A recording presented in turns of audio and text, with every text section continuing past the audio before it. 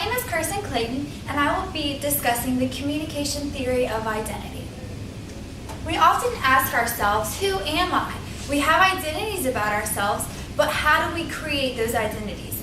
Each person has a self-concept or identity, and I often ask myself, how is that identity created, and where did I get that identity? There are many factors that go into creating your identity about yourselves. And so Michael Hecht and his colleagues defined the communication theory of identity and found that identity is not separate from communication. So now we'll first talk about the background of the communication theory of identity. The communication theory of identity developed out of a line of research that investigated the ethnic differences in communication as well as describing the nature of intra and inter-ethnic communication. And so Michael Hecht and his colleagues first wanted to study communication and how ethnicity affected effective communication. And they quickly found that the ethnic identity had also a major role in the process of communication. And so first they followed the model of identity coming before communication. And then they quickly found, as I stated, through research, that identity and communication were integrated, and it was just very integrated, and that identity and communication worked together.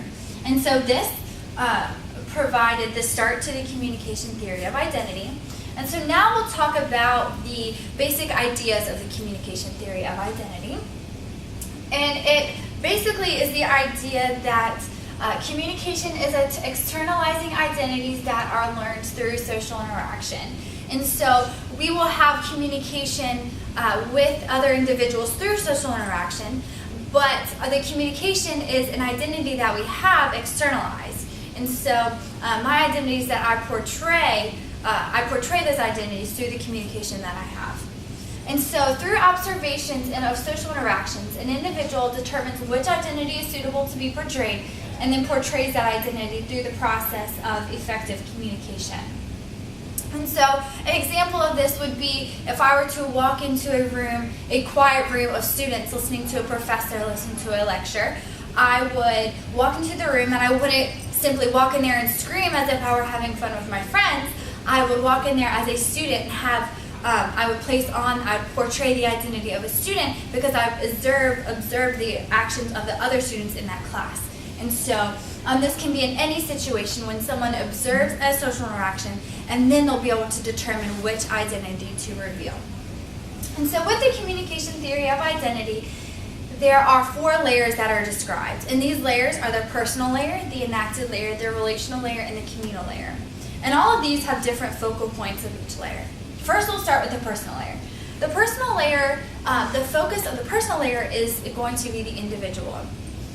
It's what the individual understands themselves to be and how they view themselves through their interactions. And so an example of this would be a Christian. A Christian would have their identity in Christ, and so they would view themselves, their self-concept as through Christ and through their identity in Christ. And then next we'll talk about the enacted layer. The enacted layer is how messages express an identity. And so with the enacted layer, communication is the focus of the enacted layer. It's the way that we feel, and then we enact those messages, and we portray those messages in a social interaction or anyone that we talk to. And then the relational layer examines identity through relationships. And so with the relational layer, the relationship is the focus of identity for this. And so identity is an attachment to a relationship. And so, for example, in a classroom or at school, I am a student, and then my relationship with my students or with other students defines that I'm a student as well. And then if I'm a daughter, so when I'm with a parent, then that relationship will help to reveal my identity through that relationship. And with the communal layer, it's how a group of people just constructs an identity. There's a common identity among group members, and so that's how groups form, when there's a common identity, common characteristics among the group members. Identity is formed less by the individual differences, it is more based on the community or group. The members of a group are more focused on the individual more focused as the group as opposed to the individual. And next we'll talk about the interpretation of layers. The interpretation of layers of identity, they work together to reveal the different aspects of identities in different situations and social interactions. And so with this, the layers are able to work together to be able to view different aspects of identity. So they'll be able to coexist.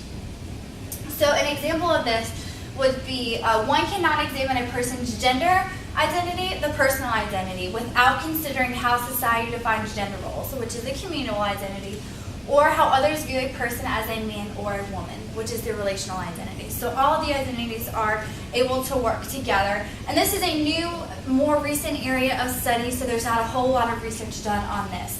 So now, with the interpretational layers, there are what Hecht and his colleagues defined as identity gaps. Identity gaps is the next thing that we're going to talk about, and the identity gaps is an aspect of interpretation. And basically, identity gaps are discrepancies or contradictions among the layers.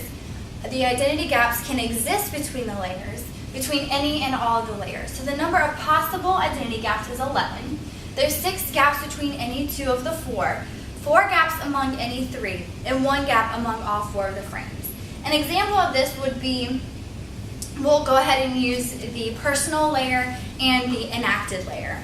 And so the example would be an individual identity can differ from an acted identity. So with this, we'll use the example of if I am sad for some reason and I want to put on a happy face for my family, I have a self-concept of being sad, but I will put on the enacted layer as being happy. And so therefore there's a contradiction in that as what I feel about myself and what I actually enact and what I actually portray. And so next we'll go ahead and talk about the biblical perspective. When thinking about the biblical perspective, I like to think about Ephesians 2:10. It states, "For we are all his workmanship, created in Christ Jesus for good works, which God prepared for beforehand that we should walk in him." As Christians, we are all created in his image, and so we all have an identity in him because we are his workmanship. And so with this workmanship, we are able to have an identity in Christ and realize that we are created in his image for a purpose, and with that identity we can have that identity as the starting point for anything else that we do in all social interactions that we have. And next, another verse that I like to think about is 2 Corinthians 5:17. It says, "Therefore, if anyone is in Christ, he is a new creation. The old has passed away, and behold, the new has come." And so basically, we reveal identity in Christ through our communication. Robert Fortner stated in the Communication, Media, and Identity that we communicate because we are made to do so. We communicate to carry out the will of God the Father. And so with communication, God has given us communication, and we need to use that to be able to spread his love. And we need to use that, our identities in Christ, through all social interactions that we have.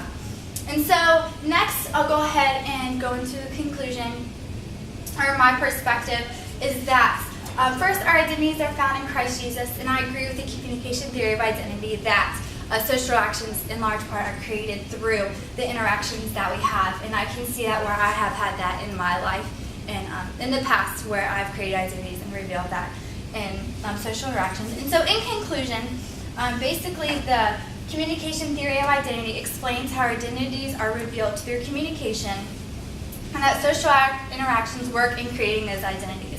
And through observations and communication, identities are decided upon and then revealed. Thank you.